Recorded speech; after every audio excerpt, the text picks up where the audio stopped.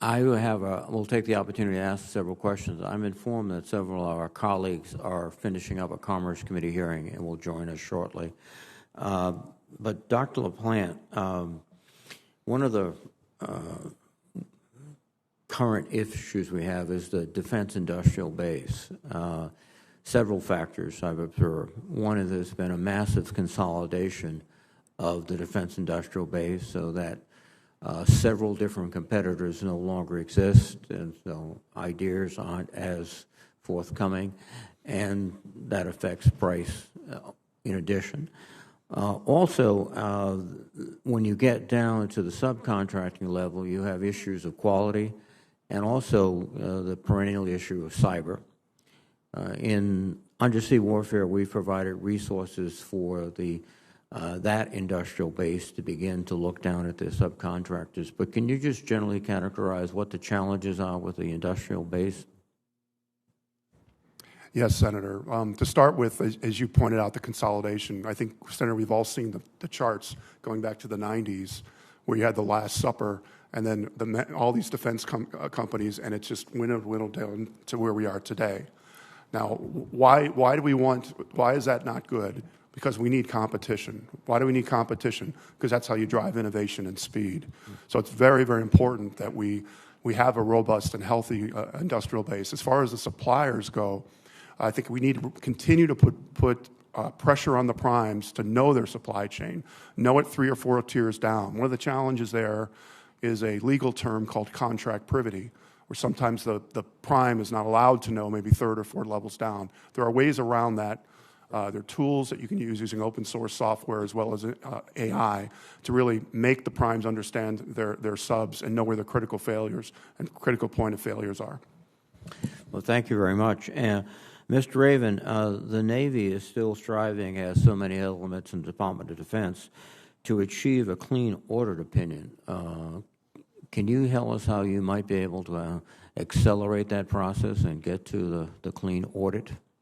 Yes, Senator. Auditability is a very key component, not only for accountability of how the government spends taxpayer funds, but also efficiency within an organization.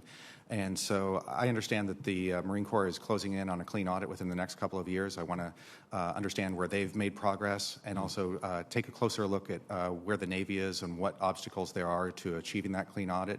And again, I thank the committee for its leadership in emphasizing the need to get to a clean audit. Thank you very much. Ms. Johnson, one of the issues that is perennial with respect to the Uniform Code of Justice and the military justice system in general is the issue of unlawful command influence. And how well do you think the military is doing in eliminating that? And what would be the role of your court in dealing with that issue? Thank you, Mr. Chairman. Well, I totally understand your concern about that issue. We all should be concerned about it. You know, as the Supreme Court has said, the military justice system is protected by the Fifth Amendment Due Process Clause. And so those would be the type of analysis that we'd have to take if we saw unlawful command influence in a case. Additionally, Article 37 of the Uniform Code of Military Justice prohibits unlawful command influence. So again, statutorily, we will be reviewing that. And if confirmed, I certainly would be sensitive to those issues and any other issues with regards to potential interference. Thank you. And let me just elaborate on a question I asked previously. We focused a great deal of attention on the Uniform Code of Military Justice, all of the articles and the procedures, but my memory of judicial proceedings is that the vast majority of judicial actions taken within the military is administrative processes through Article 15 principally. And one concern is how these new changes with respect to the UCMJ might affect the Article 15 process. Do you have any ideas or insights in that regard? Well, Senator, certainly whenever new legislation is passed, there will always be issues with regards to its scope, its meaning, its interpretation, even its constitutionality. And so that likely could become a challenge with regards to how the new changes are implemented. So to that extent, any challenges could well end up before the court. And so I would be hesitant to comment on them particularly. But certainly Article 15 is a avenue that is used by commanders. One of the benefits of the Article 15 is that, as you're familiar with the terminology, it often gives our service members an opportunity to, in the Army we'd say, soldier your way back. And so I would hope that commanders will continue to look at alternate means to address misconduct. I think that's a very insightful comment, because soldiering back, I think we've all seen it happen. Sometimes it doesn't happen, but many times it does, and that's good for the service and good for the individual soldier. Dr. Adams, it's been raised before about the cost that we're looking at in terms of getting sufficient pit production. This administration is committed to rebuilding the half-finished mixed oxide or mock fuel plant at the Savannah River site, in addition to operating the existing plant at Los Alamos in order to achieve the 80 pits per year. The cost of converting the mock plant to produce petroleum pits has increased from an initial 2018 estimate of some $4.6 billion to a December 2021 estimate of $8 to $11 billion. That's a significant change. Why do you think these cost increases, and how will you help set requirements to contain future costs? And also, how will you integrate these two facilities? There's one concern I've heard is that there will be a sort of a, if you will, a brain drain from Los Alamos to Savannah, which might leave both institutions without the, critical mass of talent to get the job done. So could you respond to those issues? Thank you, Mr. Chairman, for raising that important issue and for giving me a chance to comment more fully on that.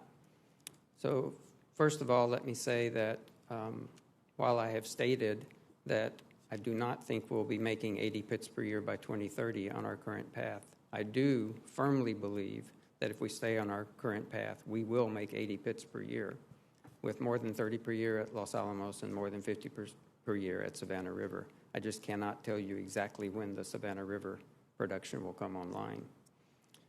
As far as the cost estimates at Savannah River, the NNSA has gotten a lot better at its cost estimates once the facility in question has been designed fairly thoroughly, and the scope and size of the facility itself and its supporting infrastructures are known. We're not there yet with Savannah River.